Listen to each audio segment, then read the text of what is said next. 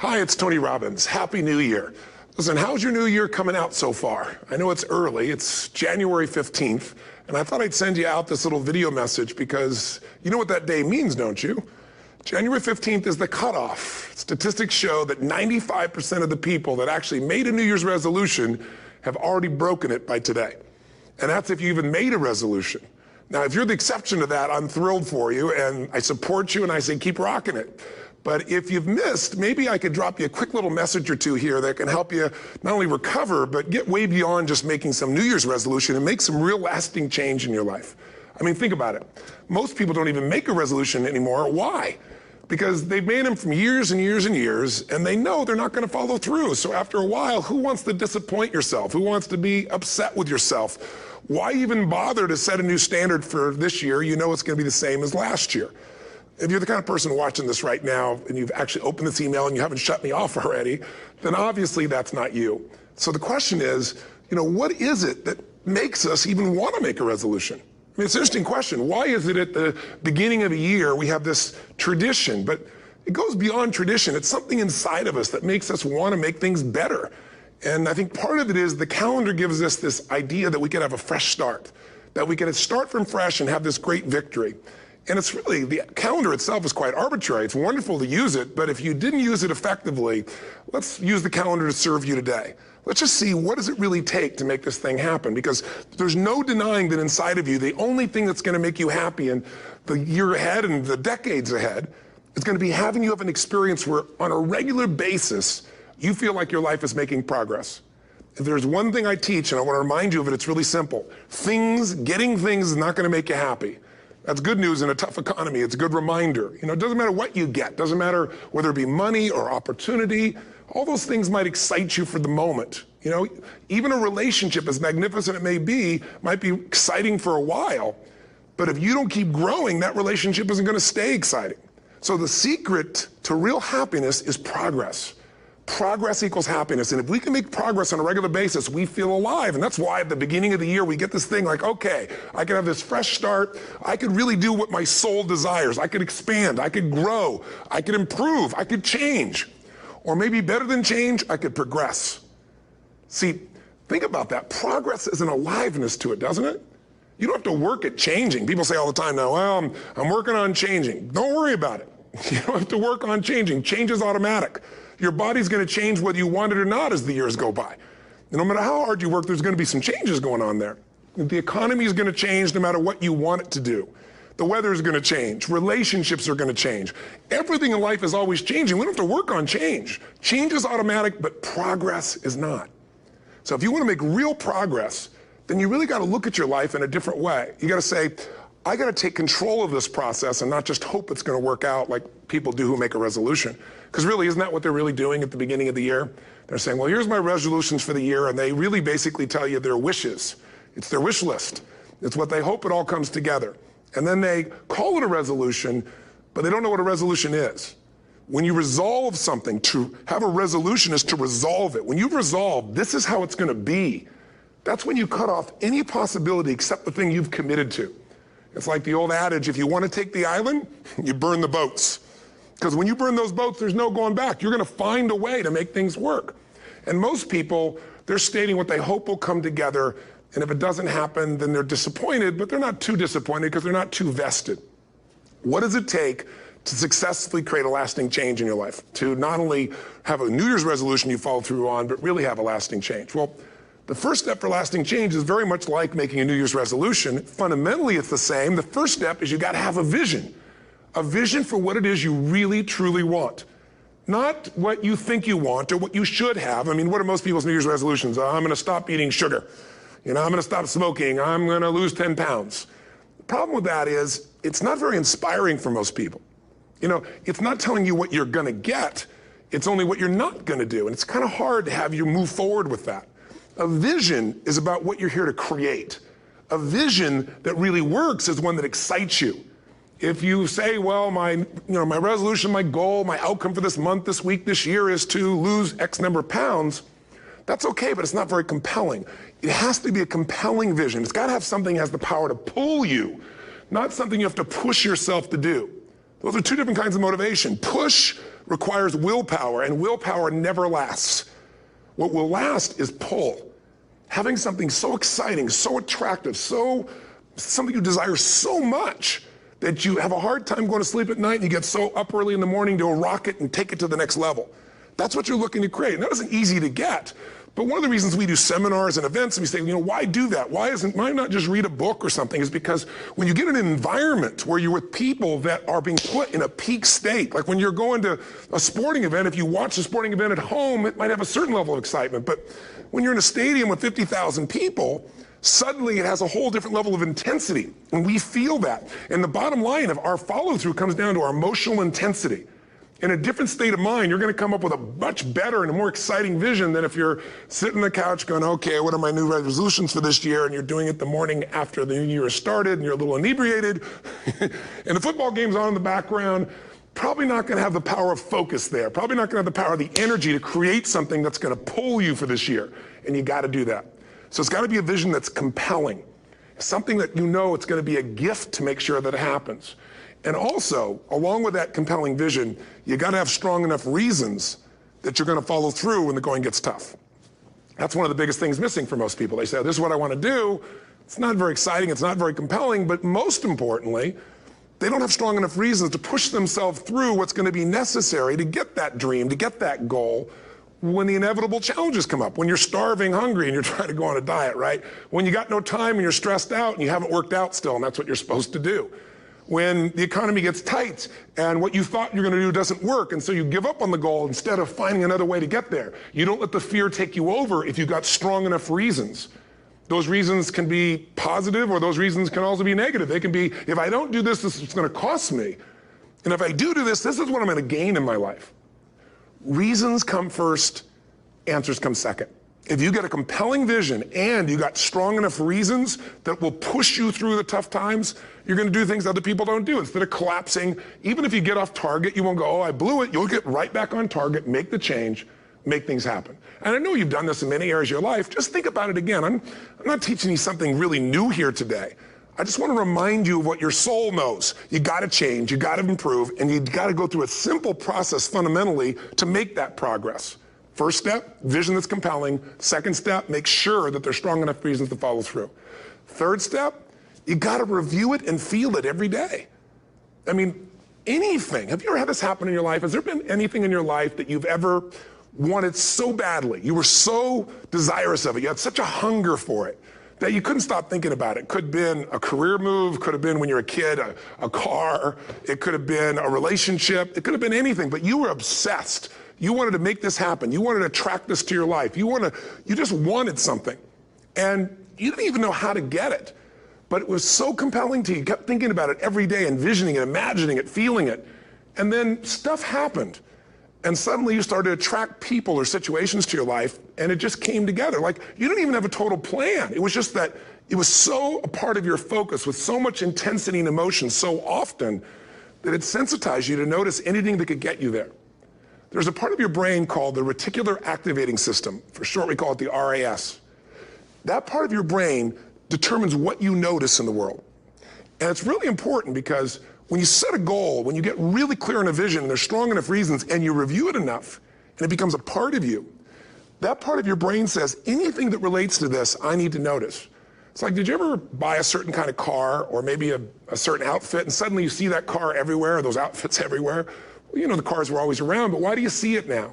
Because your RAS knows this is important. This is part of my world now.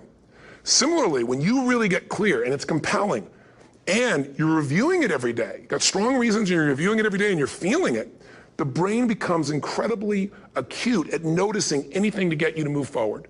And so that's the power of this. So, what do people do with a New Year's resolution? They come up with something they kind of want. It's not a compelling vision. They don't really have strong enough reasons, and they never review it again until they notice that they broke what they said they really want to have make happen, because they didn't really resolve. If you resolve, you got the vision, it's compelling, you review it daily, and you feel it. You envision it, and you experience it. Simple as it sounds. Now, ultimately, what is this really about? Ultimately, if you're going to have lasting change in anything, you're really talking about just raising your standards. I mean, I always tell people, if you want to know how to change your life, I give it to you in 3 words, boring as it sounds: raise your standards. What does that mean? Corny as it sounds. Raise your standards. Oh, thank you for the breakthrough thought, Tony. I'm glad I wasted my time watching this little email with you. But think about it. Lasting change is different than a goal. You don't always get your goals, but you always get your standards. Maybe it'll help you is to think about it this way. I try to explain standards to people with a different set of words. Think of it as everybody in life gets their musts. They don't get their shoulds. Like, think about it. Most people have a list of shoulds, don't they? Don't you have a list of the shoulds, things you should do, you should follow through on? I should lose some weight, I should work out more, I should make more calls, I should respond more rapidly to my email, whatever, you know? I should get into the office earlier, I should be, more confident, whatever your should list is. People love to have their should list be met, but it's kind of like New Year's resolutions. If it does, it's really exciting, but if it doesn't, which is most of the time, it's a little disappointing, but you kind of know it's not gonna happen. But when you decide something is a must for you, an absolute must, when you cut off any possible, you say, I'm gonna find the way or I'm gonna make the way. Human beings, when they resolve things, when they make a real resolution inside themselves, which is they raise the standard and they make it a must, they find the way. Think about it in your own life. Haven't you had some area of your life where you raise your standard and your life has never been the same? Maybe at one time in your life you smoked cigarettes, or you did something and you did it for years and you kept trying to change it and kept telling yourself I should. And then one day something happened. Something just clicked you over. Something took you over that kind of tipping point. And inside yourself you said no more. And it was a very, very different experience, wasn't it? Something inside of you shifted and what was a should became a must and you've never gone back. Is there an area like that in your life you can think of? Again, did you ever smoke cigarettes? Did you ever eat a certain way, drink a certain form of alcohol, and then finally say no more, and you just don't go back? And notice this, it doesn't really take any willpower anymore. Because somewhere when we make this click, when we make something a must, we attach ourselves to it. It becomes part of our identity. And one thing I've learned in the last, 33 years of working with people from now over 100 countries, 4 million people, is human beings absolutely follow through on who they believe they are. If you said to me, well, I'm really gonna work hard to stop smoking, but I've been a smoker my whole life and I am a smoker, I know your days are numbered. You're gonna be back smoking cigarettes again because we all act consistent with who we believe we are. I tell people the strongest force in the whole human personality is this need to stay consistent with how we define ourselves. If you define yourself as somebody who is really conservative, you're not gonna be crazy and act nuts unless you're really drunk or something, and then you can say it's the alcohol, when it's really just you finally getting permission to be yourself. The alcohol is your excuse. If you're a really crazy person, you act crazy, outrageous, playful. You don't act conservative because that's not who you are. Very often people say, well, I can't do that. I'm not that kind of person. And I always say to people, really, when did you define yourself? I mean, really, how many years ago did you come up with what you could and couldn't do in your life? How many years ago?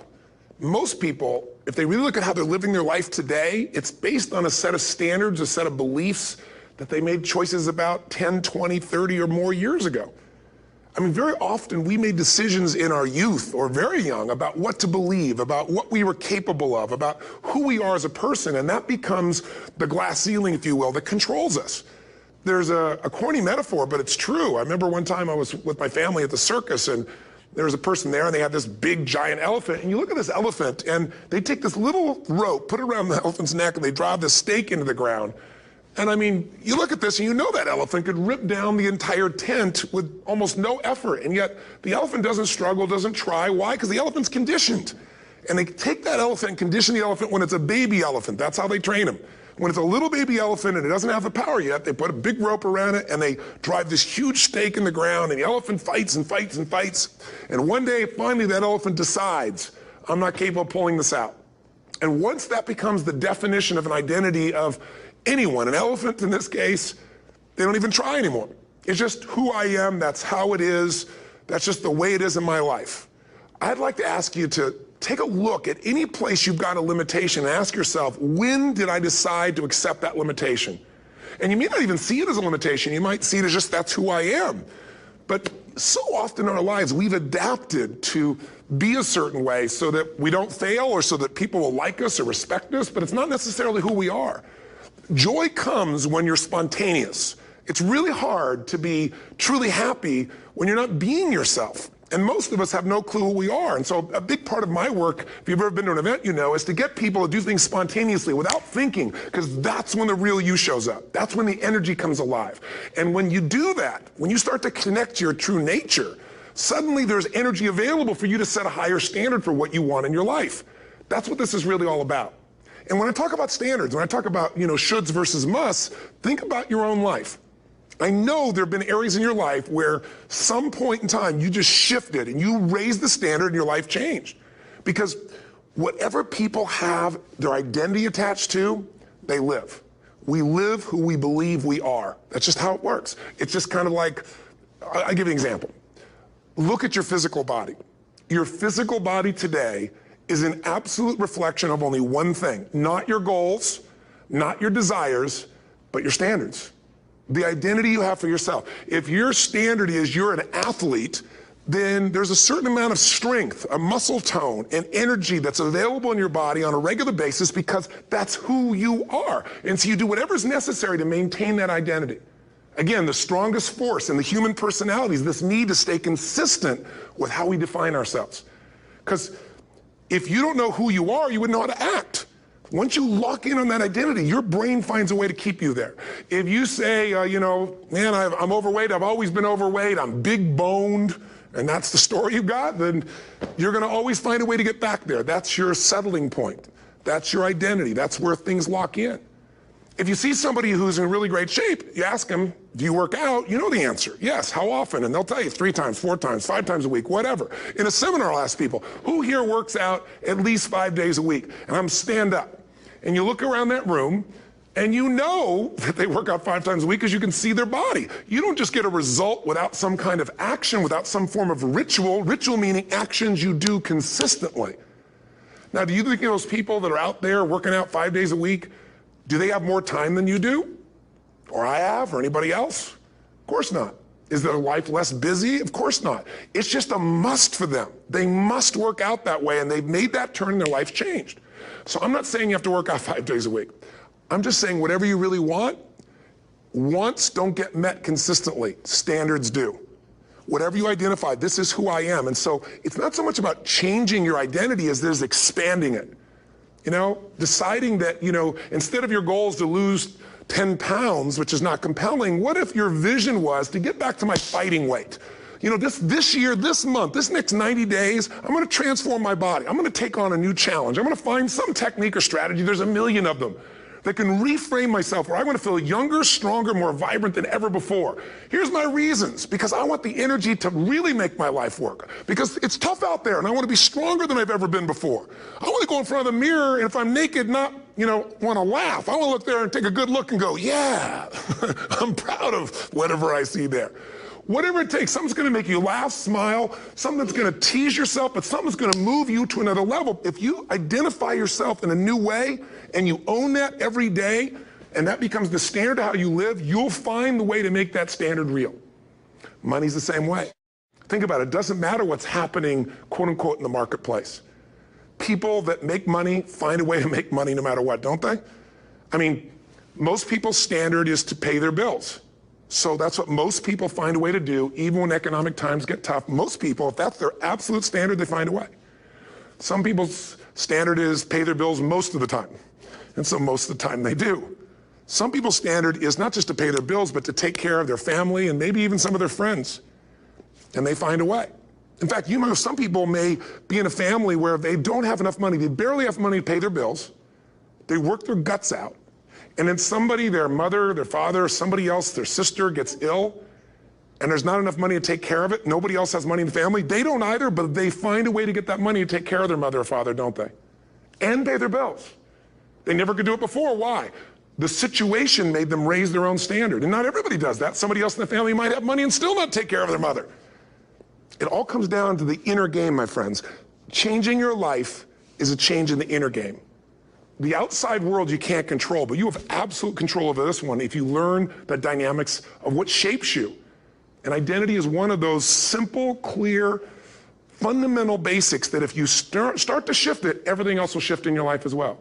Some people, by the way, have to have more than enough money to do what they want, when they want, where they want, with whomever they want, contribute the way they want.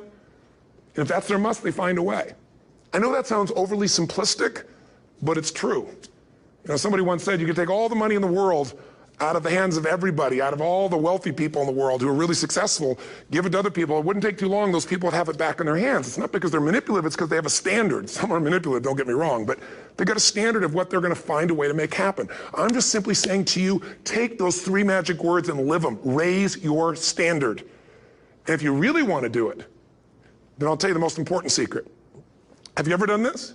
Have you ever told yourself you're raising your standard? Okay, I'm gonna go make this happen. I'm gonna go make this much money. I'm gonna transform my kids. I'm gonna create the ultimate relationship in my life. I'm gonna transform my body, whatever it is. And then you don't have strong enough reasons and you don't use it. You don't follow through. It's because you didn't back up your standards with what makes those standards real, and that's rituals.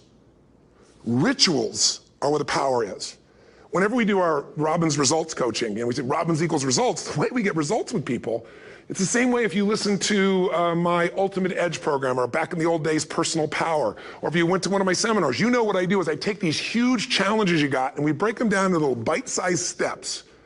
Little things you do each day that after you do them, you get so much momentum that it's easy to succeed. You're not overwhelmed. You have these victory day after day after day on little things. If you went to Ultimate Edge, I'm sure you learned about the hour of power, or the 15 minutes to be able to be fulfilled, or 30 minutes to thrive, where you literally just condition your body and emotion with a couple little rituals. So it doesn't matter what's going on in your world, you feel that strength, and it's not fake, it's not some pump up, it's coming from inside you, and it works. Rituals define us. See, all the results in your life are coming from your rituals. They start with a standard and then have rituals that follow it up. Like, for example, if you are where you want to be physically, you have very different rituals than if you're not where you want to be physically. If you're overweight, you and I both know you got a different ritual than if you're physically fit. Completely different. You get up in the morning, what's the first thing you do if you're fit? Your shoes are there, you roll over, doesn't matter how you feel, you put on your shoes, you lace them, you start walking, or whatever that ritual is. If you're overweight, you roll over and you have a very different ritual. You might roll over several times to turn the alarm clock off. You go in and get your mocha, smocha, whatever, special coffee. You stop by at Starbucks, or whatever the case may be. You have your nice sugar muffin. It's supposed to be really nice for you. Whatever you do, it's a different ritual. If you have a great, passionate relationship, you have very different rituals in how you come home than if you have a lousy relationship. When you come home and the first thing you do is you're tweeting somebody, or you're emailing, or flipping on the news, or you don't even come home. What are the rituals? Whenever I study people that are successful, what I look for is what's the standard they hold themselves to, and then what are all those little rituals that add up? Because think about it. Success and failure are not giant events. They don't just show up. You don't just suddenly become successful or suddenly have this cataclysmic event that makes you fail. It may look that way, but failure comes from all the little things. It's failure to make the call. It's failure to check the books. It's failure to say, I'm sorry. It's failure to push yourself to do things physically that you don't want to do. And all those little failures day after day come together until one day some cataclysmic event happens and you blame that. That event happened because you missed all the little stuff. Do you agree with me? And success, by the way, is not some overnight event. It's all these little things. Success is having a vision. Success is making it compelling. Success is really seeing it and feeling it every day with strong enough reasons. Success is feeling the sense that I'm here to grow and I'm here to give something to the world more than just myself. Success is caring about other people. Success is calling and saying, I love you in the middle of the day for no damn reason.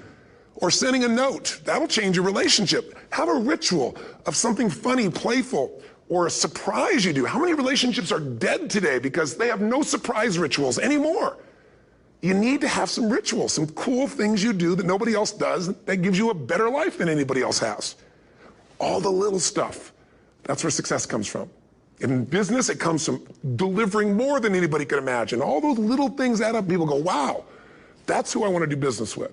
It's true in any area of your life. So if you look at somebody who's really successful and you think, wow, I mean, they're so amazing, they're such a genius, you got to dig underneath and you got to remember something. People are rewarded in public for what they've practiced for years in private. Myself and my business people say, how do you get up and speak? And you have no notes and you go for 3 days and nights and the room is like, everybody's wired and it's incredible. It's like a rock concert. How do you do that? How do you have that confidence? Well, it's not confidence, it's experience now. But I did so much behind the scenes and I still do to make things right. I mean, How many people would know that since the time I was 17 years old, before I walk out on stage, still do to this day, wouldn't need to do it, but I still do it, I never walk out there without being in an absolute peak state of mind. You know, there are days my back is hurting, my throat was hurting, or I may have had a challenge, or my father passed away, and I've still got to deliver for these people because my standard is give my all every time. Every event has to be better. Talk to anybody who's been to our events for 5, 10 years, some of our trainers, and I'll say, I don't know how he does it. He always finds a way to make it better. That's not an ego thing. That's a standard in me. I have to find the way. And my ritual, though, is I prepare, I think, I gather new information, I figure out how to put something across better. What do people need? I spend time with our customers. I see what's going on. And before I get on stage each time, I have this little ritual to put myself in a state of mind. And I did it starting like 17 years old. I started doing it. I'd say, I now command my subconscious mind. And I say this out loud several times, this little phrase, set of phrases, as an incantation to kind of condition my mind and body. And I'd say, I now command my subconscious mind to direct me in helping as many people as possible today by giving me the strength and the emotion and the humor and the brevity, whatever it takes to show this person and help this person change their life now. And I started that with a person when I worked with people one-on-one, and I would do that for 45 minutes driving in my Volkswagen to go serve and coach somebody for the first time. Now I don't say that person, I say these people, and I can go out in a room of 10,000 people and deliver for 50 hours, and I do it every time I come back on stage. It's a ritual to go into peak state. Peak states don't just show up, they don't interrupt you. Great ideas don't interrupt you, you gotta pursue them. I talked to Michael Jordan, I'll never forget, at the peak of his career, and got to watch his final game, saw him backstage and spent some time with him, and it was a pretty exciting time. He was the greatest basketball player I think that ever lived and has ever lived. And I asked him, I said, you know, what sets you apart, Michael? You know, what is it? And is it God-given talent, ability, skill? What is it? And he said, Tony, you know, he said, I can shoot you straight. And you know, it's not, you know, me trying to act humble. He goes, I have a lot of talent, a lot of God-given talent, a lot of skill. I've worked really hard. But he said, really, it's my standards. He said, every day I demand more from myself than anybody else could humanly expect. I'm not competing with somebody else. I'm competing with what I'm capable of. Magic formula. Because most of us lower our standards. Why? Because who you spend time with, my friends, is who you become. One of the biggest reasons I started going to seminars when I was like 17 is I had nobody around me as a great role model. I could read about somebody, but being around people, being in that environment was very different. Finding a way to go to work with someone who lived that standard of life was very different. You get around people with low standards and you compete with it. You don't need to compete with it. It's like, okay. I mean, remember Jerry Springer? I don't know if he's still in the air, but you know, I remember he used to get people on the show and I thought, where would he find these people? And why would people watch? I'll tell you why they watch. They watch these people and go, my life's still pretty darn good compared to that person. Look at them. You don't have to change your life. All you have to do is find somebody with a lower standard and you'll feel good about yourself. But if you feel that good feeling, it's an illusion. The only thing that's going to make you happy, my friend, and this year or any other, is to step up. It's to raise the standard. It's to discover what you're capable of and feel that incredible power of pushing through whatever's holding you back and get to the other side of more of your true self. That's what this game's all about. And look at the best of the world in anything. Tiger Woods, what's his vision? To win golf tournaments? No, to be the best that ever lived. That's his goal. That's his vision. But here's what's interesting. He backs it up with rituals. If you just have a vision and you don't have the rituals, stop lying to yourself. His rituals are, he started doing things nobody did before. He went and started lifting weights. Golfers lifting weights? No way. He went out and he changed his swing when he was the best in the world because he realized in order to be the best that ever lived, he's gonna have to change his swing. If you know anything about golf, you don't change your swing when you're the best. And he went and retrained himself because he has different rituals than other golfers. Now many people are modeling his rituals to get better. It's amazing. You know, you look at somebody like Michael Phelps, the 2008 swimmer, won 7, you know, only 2 people I think in history, if I remember correctly, that have gotten 7 gold medals in one session. And here's a guy, he's got number 6 under his belt and he's exhausted and he's going in for that final swim. I'm sure you remember. And how does the guy win? By 1/100th of a second. Do you think that was some massive skill that got him over the top? Or was it a standard that says, this is who I am. I am the champion. And no one is taking this from me. And somehow in those final milliseconds, 100th of a second, he pushed himself just beyond his competitor. But you know about Michael Phelps? What allowed him to be able to push beyond that moment is his rituals.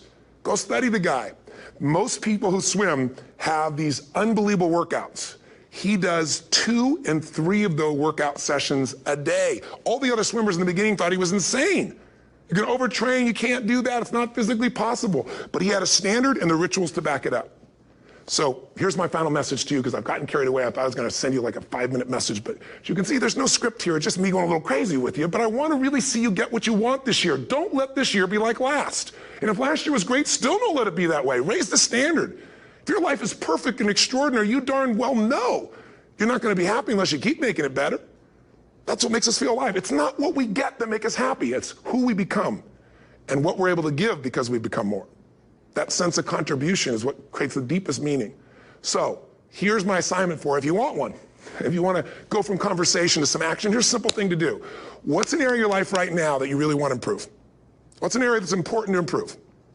If your body's great, how about your career? If career's great, how about your relationships?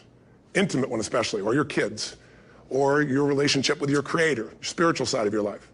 Or is it your finances? Figure an area that really matters. Decide on that area. Number one, write down what your life is like in that area right now as specifically as possible. So you might say, well, I'm 13.5 pounds overweight, whatever the weight is, whatever the situation is, or my body fat's like this, or I wake up exhausted in the morning, and you write the truth of where you are right now. So you're real clear. Or I'm not in a relationship. I say I want a relationship, but I'm not in one, and I don't seem to find them. All the good ones seem to be gone is my belief. And I really do want one, but I don't have it. Whatever your definition. Or I'm in a relationship, and God, I wish I wasn't in a relationship. I'm planning my escape, wherever you are. Or I have a wonderful relationship, we love each other, but there just isn't enough passion. Just write the truth of where you are. The area you want to change, but write how it is. And then the second step is, and this is where you gotta be really honest with yourself. What are the rituals that have put me there? Because whatever results you're getting, even if you don't like the results, there's some rituals that are keeping you in that place. There's some rituals of what you eat or don't eat, how you move or don't move, how you sleep or don't sleep. There's some rituals in the lack of variety or spice or energy or focus in an area.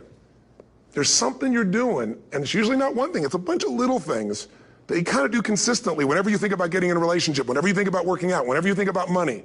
You get yourself in a state of overwhelm. You start thinking about all the things you can't control. Just write down all the rituals you have, and then here's the third step. What do you want? What's your vision? And be really specific. I want to be my fighting weight. I want to be the strongest I've ever felt. I'm going to turn my, whatever it is, be specific.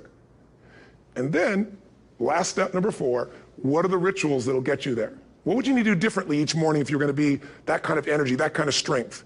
How often would you work out? What days would you work out? What time? A ritual is something you do consistently, usually at a specific time, so it becomes automatic. Let me tell you something.